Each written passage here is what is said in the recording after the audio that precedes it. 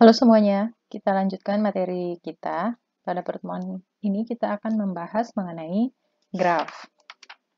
Jadi graf digunakan untuk merepresentasikan objek-objek diskrit dan hubungan antara objek-objek tersebut. Graf menyatakan objek itu sebagai noktah, bulatan, atau titik, sedangkan hubungan antara objek dinyatakan dengan garis.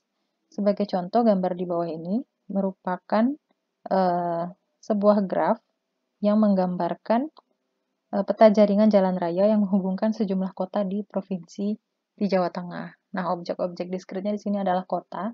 Kota digambarkan dengan bulatan ini atau titik ini ya. Kemudian hubungan antar kota ini adalah jalan di sini digambarkan dalam garis. Menurut catatan sejarah, masalah jembatan Königsberg itu adalah masalah yang pertama kali menggunakan graf.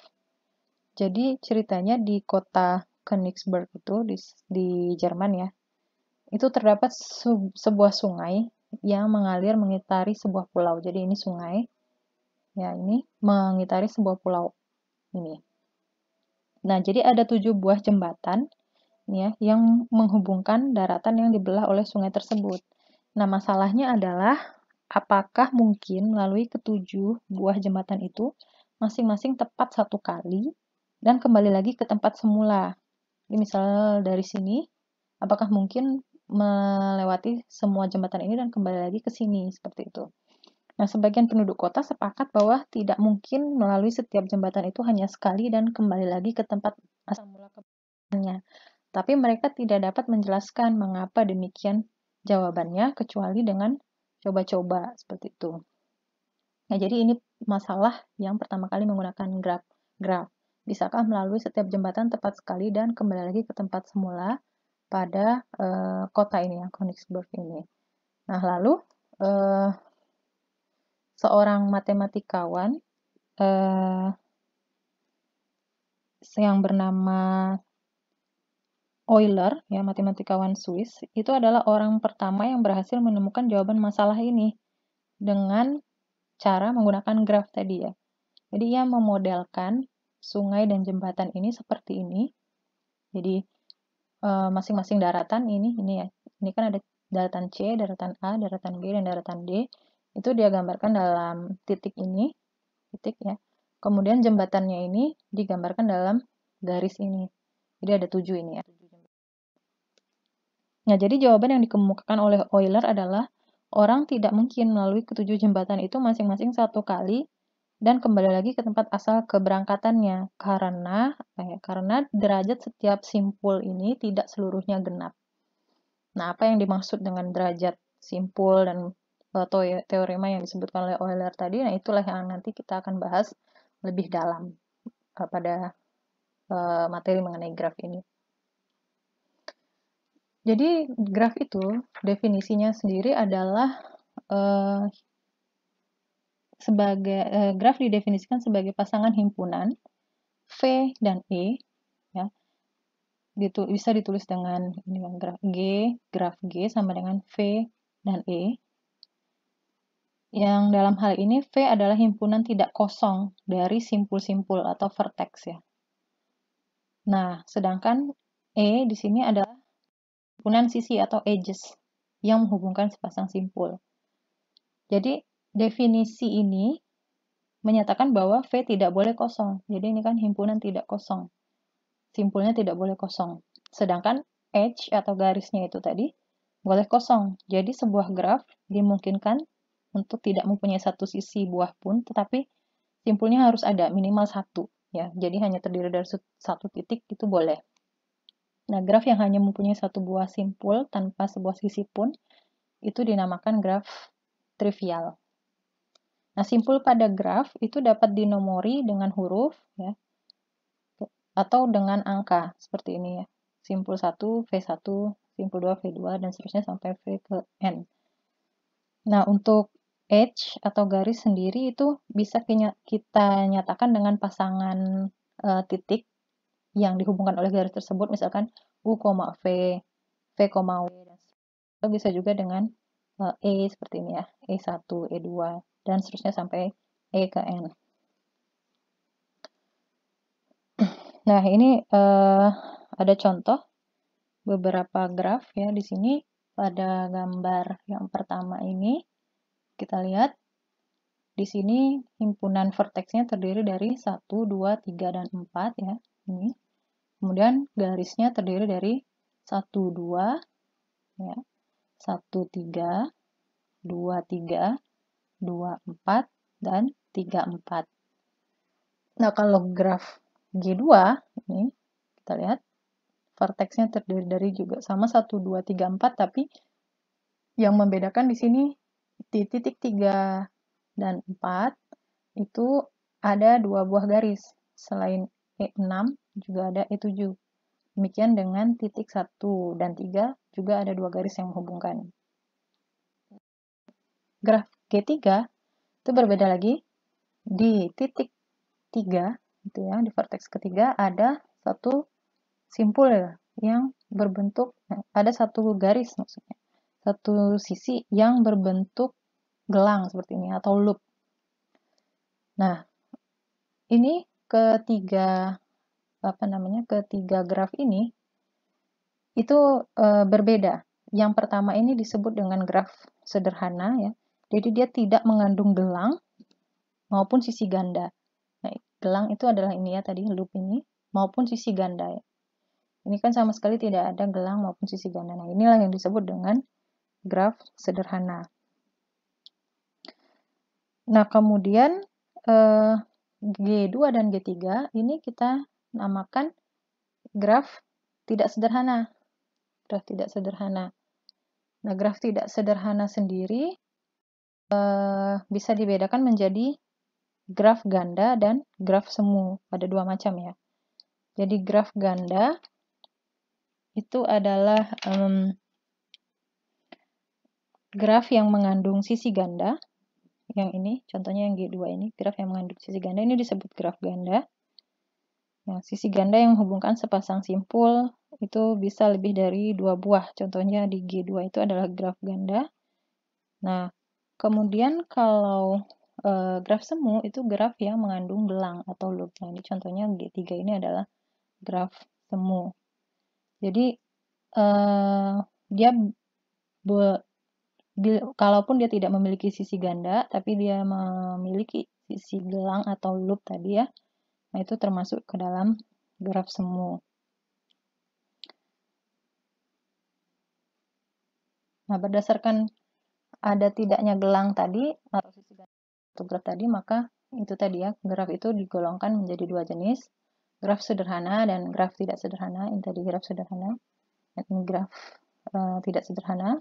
Graf sederhana itu tidak mengandung sisi ganda, ini ya, sisi ganda dan loop. Kemudian graf tidak sederhana itu dibagi menjadi dua lagi, yang G2 dan G3 tadi, yaitu graf ganda yang mengandung sisi ganda. Kalau yang mengandung gelang itu disebut dengan graf semu. Nah, kemudian ada istilahnya kardinalitas graf. Jadi jumlah simpul pada graf itu disebut kardinalitas graf. Jumlah simpul atau jumlah titik, jumlah vertex itu disebut kardinalitas graf. Kemudian ada juga jumlah, di sini jumlah simpul kita lambangkan dengan N ya, kita nyatakan dengan N, dan jumlah sisi kita nyatakan dengan M. Nah, berdasarkan jumlah simpul dalam graf, itu graf dapat dibedakan menjadi graf berhingga, di mana jumlah simpulnya berhingga ya, N, sejumlah N. Sedangkan graf tak berhingga itu graf dengan jumlah simpul tak berhingga. Tapi kalau di materi kita ketika menyebutkan graf itu artinya graf yang berhingga di sini ya. Nah, kemudian jenis graf berdasarkan orientasi arah pada sisi. Itu secara umum graf dibedakan atas dua jenis. Ada graf tak berarah atau undirected graph, kemudian ada graf berarah atau directed graph atau disebut juga dengan digraph. Jadi kalau graf tak berarah, sisi-sisinya itu tidak mempunyai orientasi arah. Nah, sedangkan kalau graf berarah, setiap sisinya itu diberikan orientasi arah. Kalau di sini contohnya ini tadi ya. Kalau kita balik ke contoh yang tadi,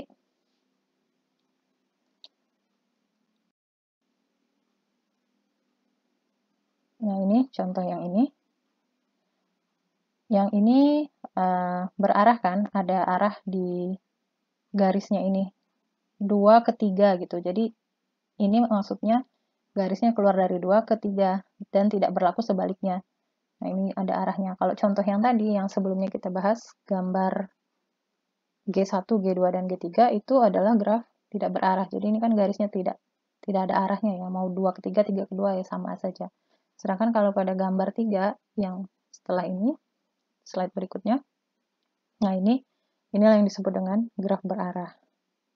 Nah, graf berarah sendiri itu bisa kita bagi lagi menjadi ada graf berarah saja, ada graf ganda berarah. Jadi kalau misalkan graf ganda berarah, itu grafnya mengandung gelang dan sisi ganda gitu ya. Sedangkan pada graf, ini yang dimaksud sisi ganda ya, ini kan dari 4 ke 3 itu ada 2. Nih, yang ini pertama, 1, nih yang paling luar, kemudian yang tengah ini, dua-duanya sama-sama ke arah 3 dari titik 4 keluarnya. Nah, itu yang disebut dengan graf ganda berarah. Kalau yang ini kan tidak ada yang ganda. Ini walaupun garisnya 2, tapi ini bukan sisi ganda ya, busur ya. Kalau di graf berarah kita menyebutnya busur ya. Kalau di graf tidak berarah kita menyebutnya sisi. Nah, ini busurnya ini dianggap sendiri-sendiri walaupun 2, tapi kan ini beda arah. Jadi ini tidak ada sisi ganda. Nah, seperti itu. Nah, untuk busur itu tadi ya, simpul yang di mana garis itu berasal itu disebut dengan simpul asal, dan simpul di mana garisnya itu berakhir itu dengan simpul terminal. Itu ya. Nah, graf berarah ini sering dipakai untuk menggambarkan aliran proses, peta lalu lintas, seperti itu ya. Jalan searah atau dua arah dan sebagainya. Nah, pada graf yang berarah yang tidak ada gandanya ini ya, graf berarah saja, itu gelang diperbolehkan tapi sisi ganda tidak. Jadi ini boleh ada loop tapi sisi ganda tidak. Kalau yang ada sisi gandanya kita sebut graf ganda berarah. Seperti itu ya. Jadi untuk meringkasnya tadi jenis-jenis graf, ada graf sederhana, jadi tidak ada gelang dan tidak ada sisi ganda ya. Kalau graf ganda, dia ada sisi ganda, tapi nggak ada gelang. Sedangkan kalau graf semu, itu yang jelas harus ada gelangnya, dan kalau sisi ganda ada, yaitu diperbolehkan. Nah, pada graf berarah, tidak ada sisi ganda, tapi boleh ada sisi gelang. Sedangkan pada graf ganda berarah, itu ada keduanya, sisi ganda dan sisi gelang. Nah, ini ya tadi, contoh-contoh terapan graf itu bisa digunakan untuk menggambarkan rangkaian listrik, seperti itu ya. Atau untuk menggambarkan, memodelkan molekul senyawa alkana ya, itu untuk menghitung jumlah isomer. Ya, untuk menggambarkan atom karbon dan atom hidrogen. Itu atom karbon dan hidrogennya dinyatakan dalam simpul, seperti itu. Kemudian bisa juga digunakan untuk menggambarkan transaksi yang terjadi secara bersamaan atau konkuren pada basis data. Nah, ini menggambarkan T0, T1, T2, dan T3 ini adalah transaksi, sedangkan garis ini menggambarkan menunggu ya. Jadi di sini T0 itu menunggu T1 dan T2 selesai baru dia dieksekusi. T2 itu menunggu transaksi T1 dan T3 selesai. T1 menunggu T2 dan T3 selesai, T3 menunggu T2 dan T1 selesai. Nah, ini dia saling tunggu-tungguan ya. Ini yang disebut dengan deadlock akhirnya ini programnya. Seperti itu. Nah, graf juga banyak saat ini digunakan untuk analisis sosial media ya, sosial media network. Kalau teman-teman tertarik mengenai analisis sosial media, itu akan banyak menggunakan materi graf ini. Berikutnya kita akan membahas terminologi dasar pada graf yang akan sering kita gunakan ya sepanjang kita membahas mengenai graf ini. Yang pertama ada istilah ketetanggaan atau adjacent ya. Jadi dua buah simpul pada graf tak berarah G itu dikatakan bertetangga bila keduanya terhubung langsung dengan sebuah sisi. Ya. Dengan kata lain, U bertetangga dengan V jika UV adalah sebuah sisi pada graf G. Jadi misal ini ya, 1, contohnya ini yang graf G1, 1 itu bertetangga dengan 2, kan langsung ada sisi yang menghubungkan. 1 juga bertetangga dengan 3, ada sisi yang menghubungkan, tapi 1 tidak bertetangga dengan 4, karena tidak ada sisi yang menghubungkan 1 dengan 4. Itu yang disebut dengan ketetanggaan. Lalu berikutnya ada istilah bersisian atau insidensi. Nah, untuk sembarang sisi E itu dikatakan bersisian ya apabila E bersisian dengan simpul VJ atau E bersisian dengan simpul VK, seperti itu. Jadi ini mirip seperti bertetangga tadi, cuma kalau tadi itu dari sudut pandang simpul atau titik, tapi kalau misalkan bersisian itu dari sudut pandang sisinya. Misal sisi 23, ya ini ya, sisi yang ini itu artinya dia bersisian dengan simpul 2 dan bersisian dengan simpul 3. Ya, mirip ya dengan bertetanggaan tadi, tapi ini dari sudut pandang sisinya. Sisi 24 itu bersisian dengan simpul 2 dan bersisian dengan simpul 4. Tetapi sisi 12 tidak bersisian dengan simpul 4. Ya, bersisiannya dengan 1 dan 2. Lalu ada istilahnya simpul terpencil atau isolated vertex. Jadi simpul terpencil itu ialah simpul yang tidak mempunyai sisi yang bersisian dengannya, ya, terpencil. Contohnya ini di G3 ini simpul 5 ini disebut dengan simpul terpencil atau isolated vertex. Dia tidak punya sisi yang bersisian dengan simpul manapun. Tapi ini masih bagian dari graf G3 ini gitu. Walaupun dia tidak terhubung, dia disebut dengan simpul terpencil. Lalu ada istilah graf kosong, ya, atau disebut null graph atau empty graph. Nah, itu merupakan graf yang himpunan sisinya merupakan himpunan kosong. Tadi berdasarkan definisi graf boleh ya, boleh graf itu tidak mempunyai sisi, tapi tidak boleh tidak mempunyai simpul. Nah, graf kosong ini kita lambangkan dengan n besar, n kecil. Jadi di mana n kecil ini jumlah simpulnya. Jadi contohnya ini 1, 2, 3, 4, 5 ini adalah graf kosong dengan 5 simpul, maka ditulis dengan n besar 5. Seperti itu. Berikutnya ada derajat. Tadi ya di awal sudah saya singgung mengenai derajat. Jadi derajat suatu simpul pada graf tak berarah itu adalah jumlah sisi yang bersisian dengan simpul tersebut. Nah, itu diberikan dengan D kecil, V itu adalah simpulnya. Jadi contoh kalau graf 1 ini, ya ini kan ada 4 titik, 1, 2, 3, 4. Maka derajat simpul 1 kita lambangkan dengan D1. Itu jumlah sisi yang bersisian dengannya kan ada 1, 2. Maka derajatnya adalah 2. Kemudian 4. Simpul 4 itu juga ada 2 sisi yang bersisian dengannya. Juga derajatnya di sini 2. Nah, D2 dan D3 sama ya. D2 dan D3 ada 3 sisi yang bersisian dengannya. Jadi D2 dan D3 vertex 2 dan vertex 3 itu derajatnya adalah 3. Nah, kemudian kita tinjau graf G2. Graf G2 di sini untuk kita ambil beberapa contoh ya. Simpul yang 1 nih, vertex yang 1 derajatnya adalah 3. Karena ada 3 yang bersisian ya. Kemudian D3 adalah derajat vertex ketiga adalah 4. Kenapa 4? Karena ada ini nih, sisi gelang atau loop. Loop itu dihitung 2 kali. Jadi kan dia masuk, keluar, terus masuk lagi. Jadi dihitung 2. Jadi ini 1, 2, 3, 4. Makanya derajatnya adalah 4. Nah, berikutnya adalah graf ketiga nih. Graf ketiga ini ada simpul terpencil kan? Tadi 5 ya. Kalau simpul terpencil itu derajatnya adalah 0. Nah di sini perhatikan D4 ya. keempat itu adalah derajat simpul keempat, itu derajatnya 1. Ini disebut dengan simpul anting-anting atau pendant vertex. Jadi simpul yang berderajat 1, disebut dengan anting atau pendant vertex. Kalau yang ini isolated vertex, yang ini pendant vertex. Ya. Dengan kata lain, anting-anting itu hanya bertetangga dengan satu buah simpul.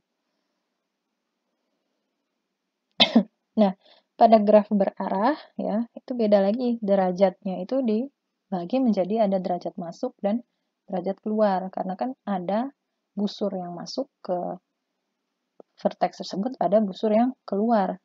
Nah, derajat masuk atau in degree ditambahkan dengan d in gitu ya.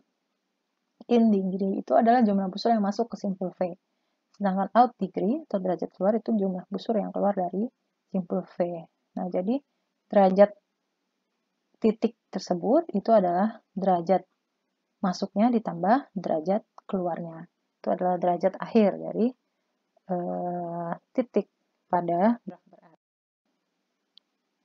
Nah, catatlah bahwa sisi gelang pada graf berarah itu menyumbangkan 1 untuk derajat masuk dan 1 untuk derajat keluar. Seperti itu ya. Karena kan tadi dihitung 2 ya, gelang. Kalau pada graf tidak berarah kan dihitung 2. Tapi kalau pada graf berarah dia dihitung 1 untuk in degree, satunya lagi untuk out degree. Begitu. Nah, contoh ya, kita lihat di sini ada graf berarah. Kita tinjau graf G4. Di sini kita lihat vertex yang pertama. Itu in degree-nya adalah 2 ya. Yang pertama ini, yang kedua ini. Ya. Out degree-nya adalah 1. Ini. Lalu vertex kedua in degree-nya adalah 1, 2. Dan out-nya juga 2 ya. 1, 2. Vertex ketiga in degree-nya adalah 2, out degree-nya adalah 1. Vertex keempat itu in degree-nya adalah 1, out degree-nya 1, 2. Nah, silakan teman-teman coba menghitung in degree dan out degree untuk graf G5 ini. Nah, ada yang disebut lemma jabat tangan ya. Jadi masih berkaitan dengan derajat simpul pada graf tadi. Ya. Jadi lemma jabat tangan ini berbunyi bahwa jumlah derajat semua simpul pada suatu graf itu adalah genap. Ya, yaitu 2 kali jumlah sisi pada graf tersebut. Nah, dengan kata lain, jika ada graf G ya dengan himpunan V dan E, maka derajat dari V, derajat simpul pada grafnya itu adalah, jadi semua simpul ya, ini semua simpul dijumlahkan, ini disigmakan, derajat semua simpul, itu adalah 2 kali jumlah garis. Ya. Kenapa demikian? Itu kan karena seperti orang berjabat tangan ya. Setiap sisi itu kan dihitung 2 kali. Ya, contohnya ini kan. Setiap sisi 1, 2 katakan. Dia dihitung 2 kali. Sekali di simpul 1, sekali lagi di simpul 2. Jadi setiap sisi itu pasti akan dihitung 2 kali. Makanya kemudian derajat setiap simpul itu adalah 2 kali jumlah sisi. 2 kali jumlah sisi pada graf tersebut. Berapapun jumlah sisinya dikali dengan 2, makanya artinya derajat semua simpul itu adalah bilangan genap. Karena berapapun dikali 2, hasilnya akan genap. Nah, tinjau kembali ini graf 1, graf 2, dan graf 3 ya. Ini kalau kita hitung masing-masing masing-masing derajat setiap titik, itu kita peroleh 2 tambah 3 tambah 3 tambah 2 sama dengan 10. Dimana jumlah sisinya di sini adalah 5. Nah, 2 kali 5 adalah 10. Jadi benar ya, terbukti lemma jabat tangan ini untuk graf G1. Kemudian untuk graf G2. Di sini kalau kita hitung derajat 1, 2, dan 3, kita peroleh 3 ditambah 3 ditambah 4 sama dengan 10. Itu sama dengan 2 kali jumlah sisinya, yaitu sama dengan 2 kali 5. Sisinya ada 5. 1, 2, 3, 4, 5. Kemudian graf ini ya.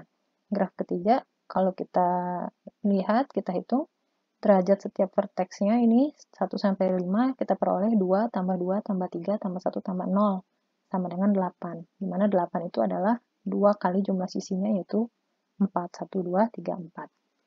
Itu ya yang dimaksud dengan lemma jabatan. Jadi derajat semua simpul pada suatu graf adalah genap, yaitu 2 kali jumlah sisi pada graf tersebut. Nah, akibat dari lemma jabat tangan tersebut ya, jadi untuk sembarang graf G, banyaknya simpul berderajat ganjil selalu genap. Supaya apa? Hasil akhirnya genap. Jadi banyaknya simpul berderajat ganjil selalu genap. Contoh yang ini tadi kembali ya. Ini kan ganjil ya, pasti ada pasangannya. Kalau enggak dia nggak mungkin ketemu genap akhirnya. Ini juga ganjil, ada pasangannya. Ini ganjil, juga ada pasangannya. Seperti itu. Jumlah simpul berderajat ganjil akan selalu genap. Nah, contoh ya. Diketahui graf dengan 5 buah simpul. Dapatkah kita menggambar graf tersebut jika derajat masing-masing simpul adalah 2, 3, 1, 1, 2. Nah, ini tidak dapat kita gambarkan grafnya karena jumlah derajat semua ini udah ganjil. Ini udah tidak memenuhi lemma jabat tangan tadi. Nah, kita lihat juga di sini jumlah simpul berderajat ganjilnya juga ganjil, ada 3 ya. Seharusnya genap ini.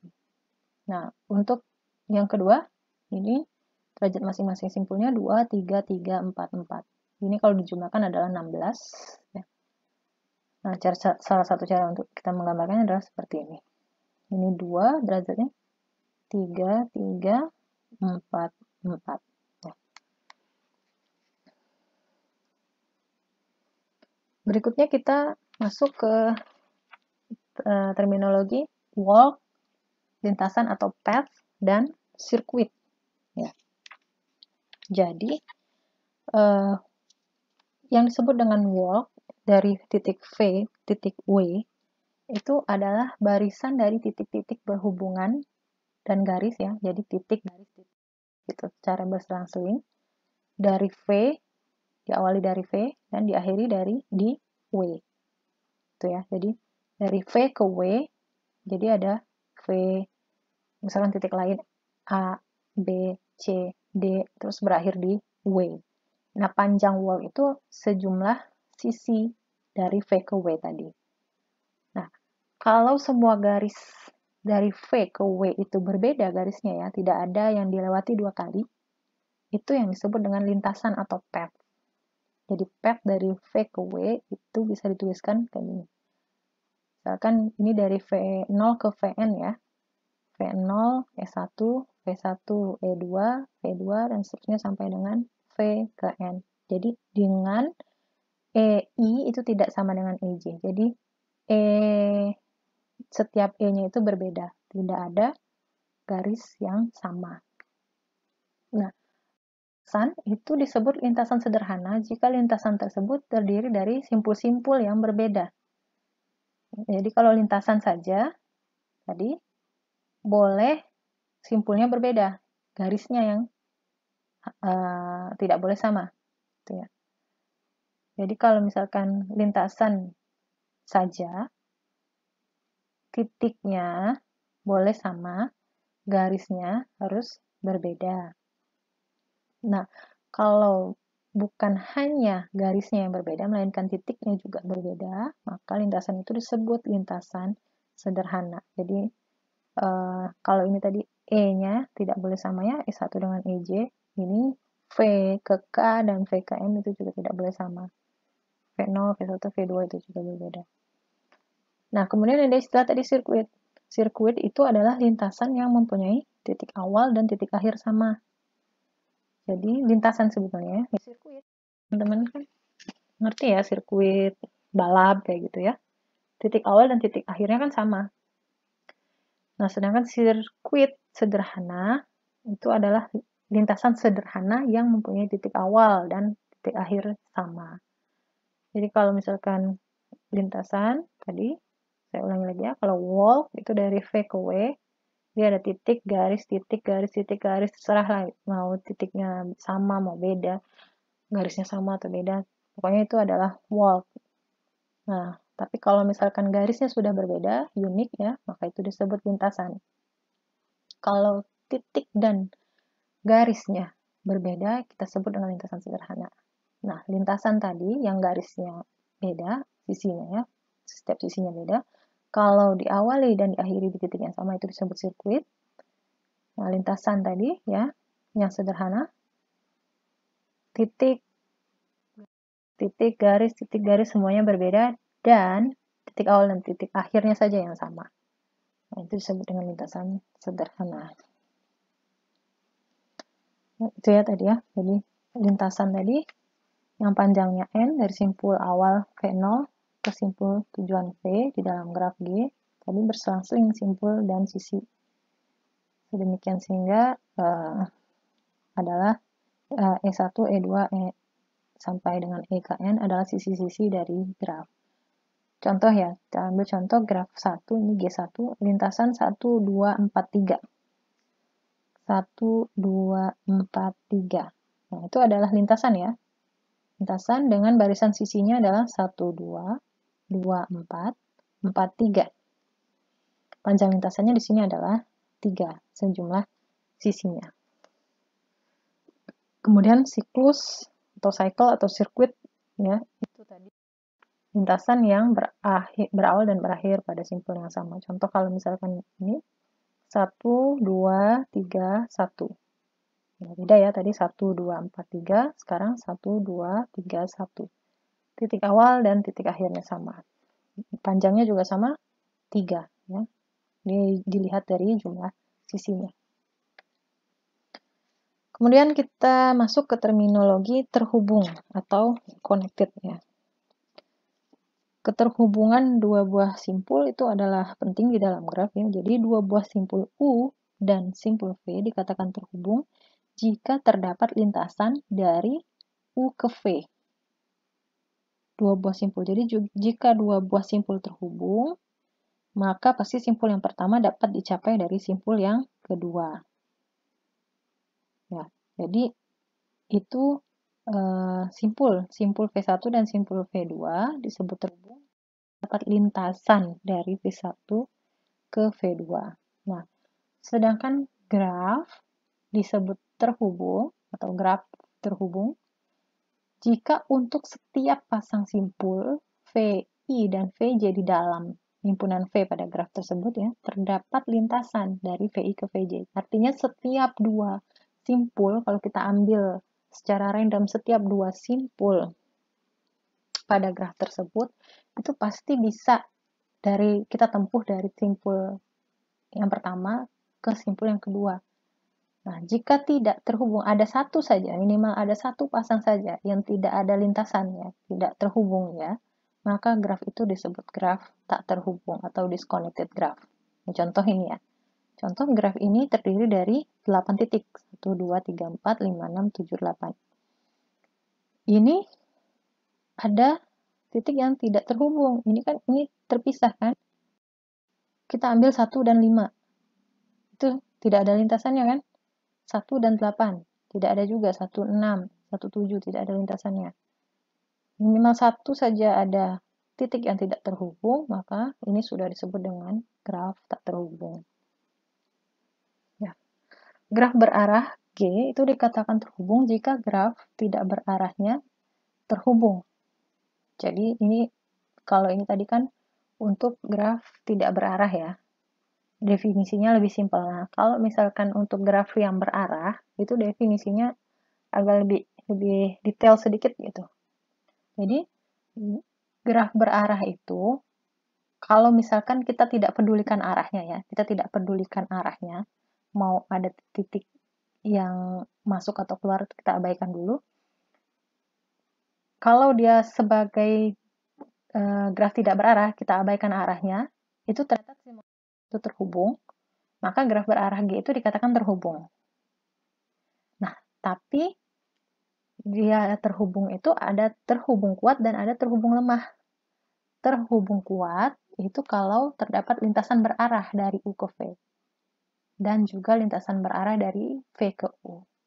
Tapi kalau misalkan dia tidak bisa bolak-balik nih dari U ke V dan V ke U, dan tadi graf tidak berarahnya terhubung, maka U dan V dikatakan terhubung lemah. Kita ambil contoh ya. Di sini graf G, ini yang pertama ya, graf G ini misalkan kita abaikan arahnya ya. Kita tidak pedulikan dulu arah-arah panahnya. Ini kan kalau kita lihat sebagai graf tidak berarah, ini terhubung semua ya. 1 ke 2 bisa, 1 ke 3 bisa lewat sini, 1 ke 4 bisa, 2 ke 3, 2 ke 4, dan seterusnya ya. 3 ke 4. Nah, kemudian kita periksa apakah untuk setiap titiknya itu, kalau dia sebagai posisi graf berarah, apakah bisa ditempuh bolak-balik gitu. Salah 1 dengan 2 ya. 1 ke 2 bisa, balik lagi 2 ke 1 bisa.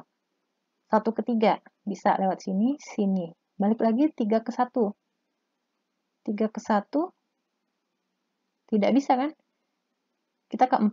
Terus tidak ada jalan balik nih. Tidak ada jalan kembali. Nah, maka inilah disebut dengan graf berarah terhubung lemah. Jadi dia kalau sebagai graf tidak berarah, dia itu terhubung sebetulnya. Tapi ketika kita memperhatikan arahnya, ada titik yang tidak bisa kita tempuh secara bolak-balik, yaitu disebut graf berarah terhubung lemah. Kalau misalkan secara graf, kalau misalkan ketika kita abaikan arahnya ya, di posisi dia graf tidak berarah, itu dia sudah tidak terhubung, maka itu tidak terhubung ya. Beda ya, graf terhubung lemah dengan tidak terhubung. Nah, sekarang berikutnya perhatikan yang graf yang ini, yang kedua. 1, 2, dan 3, ini kalau kita abaikan arahnya, jelas terhubung ya. 1 ke 2 bisa, 2 ke 3 bisa, 3 ke 1 pun bisa. Tapi kalau kita perhatikan arahnya, sekarang kita perhatikan arahnya. Dari 1 ke 2 apakah bisa bolak-balik? Bisa ya, 1 ke 2. 2 ke 3 bisa bolak-balik? Bisa ya. Bisa. Kemudian dari 1 ke 3. 1 ke 3 bisa, 3 ke 1 bisa.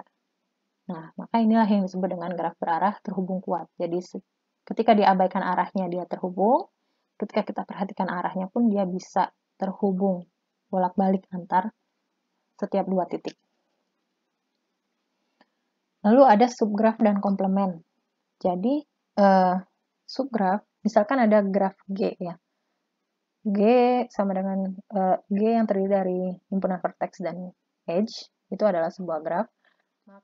Graf dari G itu, misalkan di sini kita misalkan dengan G1. G1 adalah subgraf atau upagraf ya dari G, jika titik-titik pada V1 itu merupakan himpunan bagian dari titik-titik pada graf G. Kemudian garis-garisnya, ya, sisi-sisinya, itu juga merupakan himpunan bagian dari sisi-sisi pada graf G tadi. Gitu. Jadi, dari definisi ini beberapa hal yang dapat kita turunkan dari definisi ini adalah sebuah titik dalam G itu merupakan subgraf G. Ya. Sebuah titik saja dalam G, karena kan himpunan bagiannya ya dari G. Sebuah garis dalam G bersama-sama titik ujungnya juga merupakan subgraf dari G. Setiap graf merupakan subgraf dari dirinya sendiri, karena kan ini himpunan bagian sama dengan ya, bersama dengan.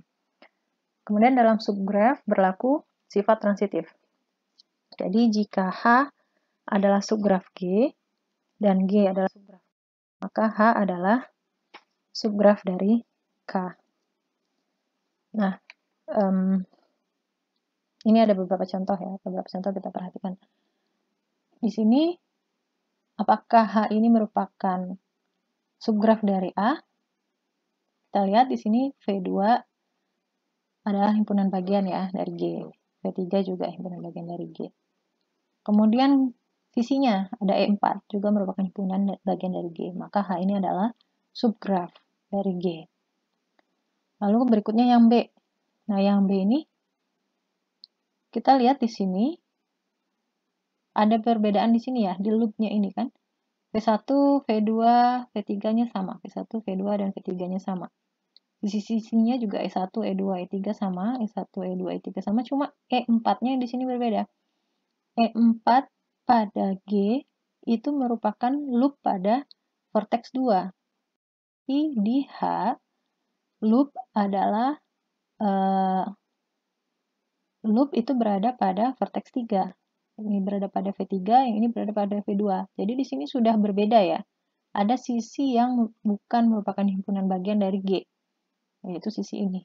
Maka H ini bukan merupakan subgraf dari dari G. Nah, coba teman-teman periksa apakah yang C dan D ini merupakan H pada contoh C dan D ini merupakan subgraf dari G. Nah, berikutnya ada istilah komplement.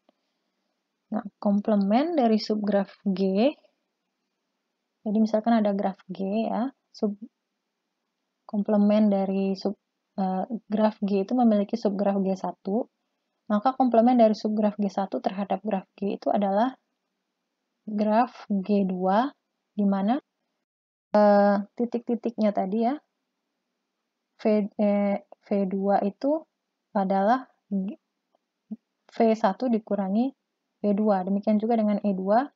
E2 sama dengan E dikurangi E1. Jadi misal ini, misal contohnya di sini adalah ada graf G1. Graf G1 ini adalah subgrafnya.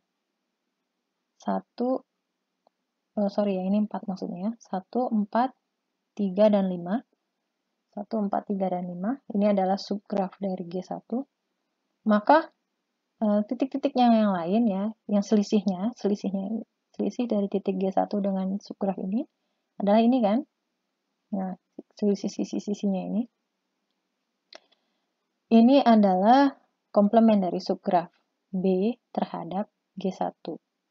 Jadi misal ini selisihnya adalah 1, 2, 2, 6, 2, 3, dan 5, 6. Jadi yang selisih itu sisinya ya. Saya pertegas lagi di sini. Jadi misalkan ada graf G, kemudian ada upagrafnya, maka selisih dari sisi upagraf atau subgraf tadi terhadap graf aslinya, itulah yang disebut dengan komplement. Ya. Jadi simpul-simpulnya perhatikan bahwa simpul-simpulnya ini harus sama ya, himpunan bagian atau sama dengan dari graf aslinya, graf awal ini, graf G1. Nah, ada yang disebut dengan komponen graf, masih berkaitan dengan subgraf tadi ya, upagraf tadi. Komponen graf adalah jumlah maksimum subgraf terhubung dalam graf G. Jumlah maksimum subgraf terhubung. Ingat ya istilah terhubung tadi ya. Jadi setiap dua titiknya terhubung. Misalkan graf G di bawah ini ya. Ini kita sebut mempunyai 4 buah komponen. Subgraf terhubung yang pertama adalah ini. Yang ini subgraf terhubung kedua. Yang ini subgraf terhubung ketiga. Kemudian ini terhubung keempat. Perlu diketahui bahwa isolated vertex atau simpul terisolasi itu kita sebut terhubung ya. Terhubung dia dengan dirinya sendiri. Nah, pada graf berarah, komponen terhubung kuat adalah jumlah maksimum subgraf yang terhubung kuat. Nah, contoh ini adalah satu kesatuan graf ya. Satu kesatuan graf. Di sini dia punya 2 komponen terhubung kuat. Ini adalah komponen terhubung kuat yang pertama. Ini adalah komponen terhubung kuat yang ketiga. Jadi, ketahui bahwa dalam graf berarah, isolated vertex itu disebut terhubung kuat. Dia berdiri sendiri ya, maka dia disebut terhubung kuat. Dia terhubung kuat dengan dirinya sendiri. Ini malah 4 dan 5 di sini terhubung lemah ya. Karena kita bisa dari 4 ini ke 5, tapi kita tidak bisa dari 5 kembali ke 4. Maka ini tidak dihitung sebagai komponen terhubung kuat dalam graf ini. Lalu ada istilah subgraf rentang atau spanning subgraf. Ya. Misalkan ada upagraf G1 tadi yang beranggotakan V1 dan S1 dari graf G ya, yang berisi vertex V dan E. Subgraf G1 itu dikatakan subgraf rentang jika V1 sama dengan V.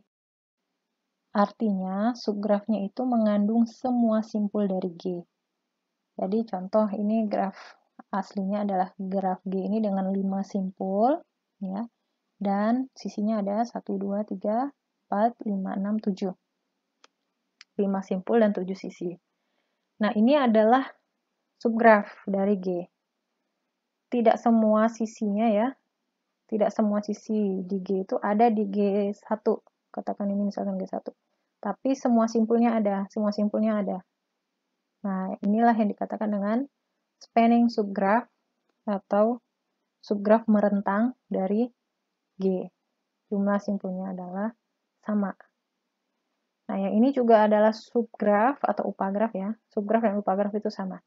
Subgraf atau upagraf dari G, tapi ini bukan subgraf merentang dari G, karena jumlah titiknya hanya 3 dari total 5 titik yang dari G. Lalu ada istilah cut set. Jadi cut set dari graf terhubung G, itu adalah himpunan sisi yang bila dipotong, ya, bila dipotong atau dibuang dari G menyebabkan G tidak terhubung. Jadi cut set itu selalu menghasilkan dua buah komponen yang terhubung. Jadi dia orang penting gitu ya. Ibarat kata kalau dalam social network tuh dia yang menghubungkan nih, bigosnya dia. Jadi kalau dia dibuang, jadi hilang informasi gitu.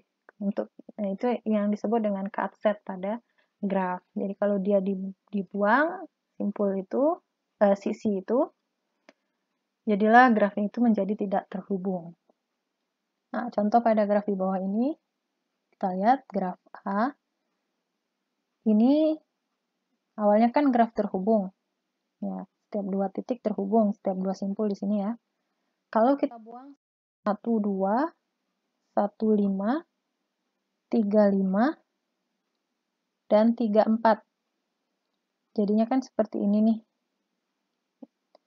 Ini menjadi tidak terhubung dia, grafnya. Menjadi terdiri dari dua komponen terpisah. Nah, maka 1, 2, 1, 5, 3, 5, dan 3, 4 inilah yang disebut dengan cut set. Nah, cut set ini tidak unik ya, bisa banyak. Contoh lagi, kita hapus 1, 2, dan 25.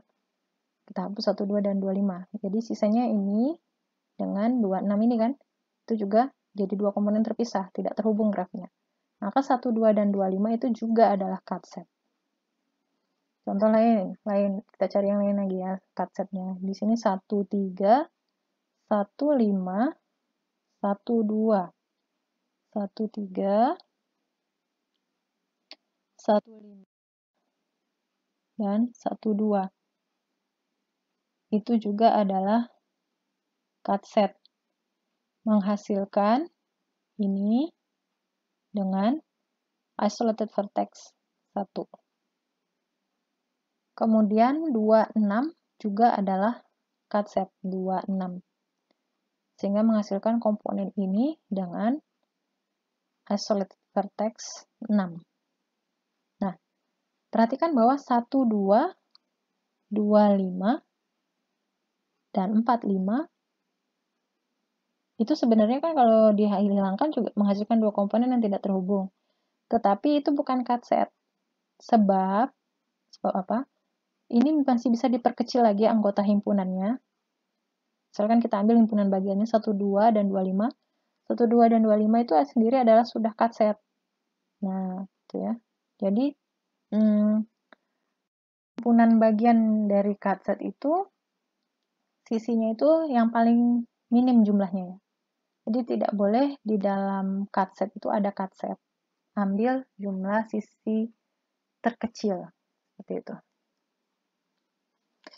Lalu berikutnya adalah graf berbobot atau weighted graph. Graf berbobot itu adalah graf yang setiap sisinya diberi sebuah harga atau bobot. Ya. Misal contohnya ini ini setiap sisi kita beri bobot yang berbeda-beda tergantung pada masalah yang dimodelkan dengan graf. Misal bobot ini, misalkan graf ini menyatakan jarak antar dua buah kota ya, di mana setiap simpul ini adalah kota dan bobot itu adalah jaraknya. Nah, bisa juga bobot itu biaya perjalanan antara dua buah kota, bisa juga gitu ya, untuk menggambarkan, atau waktu tempuh.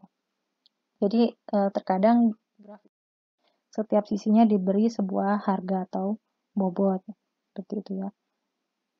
Ongkos produksi, komunikasi, biaya komunikasi, dan lain sebagainya. Jadi bisa menggambarkan banyak hal bobot itu. Jadi istilah lain yang sering dikaitkan dengan graf berbobot itu disebut juga dengan graf berlabel. Jadi graf berbobot itu setiap sisinya diberi harga atau bobot atau label, seperti itu ya. Lalu ada beberapa graf khusus. Yang pertama ada graf lengkap. Graf lengkap ialah graf sederhana yang setiap simpulnya mempunyai sisi ke semua simpul lainnya. Jadi graf lengkap n buah simpul itu kita lambangkan dengan Kn. Kalau tadi graf kosong dengan n besar ya. Kalau graf lengkap dengan K besar N, di mana N itu adalah jumlah sisi simpul pada graf lengkap itu. Jadi misalnya K1 berarti sisinya hanya satu, graf lengkapnya ya satu simpul saja, tidak ada sisi. K2 artinya ada dua simpul, sisinya ada satu. K3 ada tiga simpul, sisinya ada tiga. K4 ada empat simpul, sisinya ada 6, dan seterusnya K5, K6, K5 ada 5 simpul, K6 ada 6 simpul. Nah, jumlah sisi pada graf lengkap yang terdiri dari n buah simpul itu adalah n dikali n-1 per 2. Dari mana dapatnya? Coba silakan diturunkan sendiri. Sepertinya kita sudah pernah juga ini menyinggung ini di relasi rekurensi ya. Nah, kok bisa graf lengkap terdiri dari n buah simpul itu jumlah sisinya n dikali n-1 per 2. Lalu ada graf lingkaran. Graf lingkaran adalah graf sederhana yang setiap simpulnya berderajat 2. Ya. Jadi contohnya ini ya. Nah, ini kalau graf lingkaran kita lambangkan dengan C besar N. N itu adalah jumlah simpulnya. Jadi ini simpulnya 3, C3.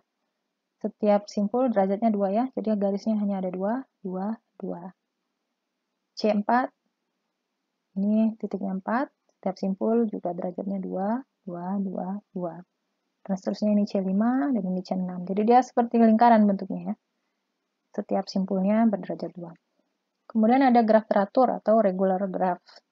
Graf yang setiap simpulnya itu mempunyai derajat yang sama, kita sebut graf teratur. Apabila derajat setiap simpul itu adalah R, maka graf tersebut disebut sebagai graf teratur derajat R. Ya. Kalau tadi kan dilambangkannya dengan jumlah simpul, graf lingkaran dan graf lengkap. Nah, kalau graf teratur kita melihat derajatnya. Kalau derajat teraturnya R, maka graf tersebut disebut sebagai graf teratur derajat R. Nah, jumlah sisi pada graf teratur itu adalah N dikali R per 2.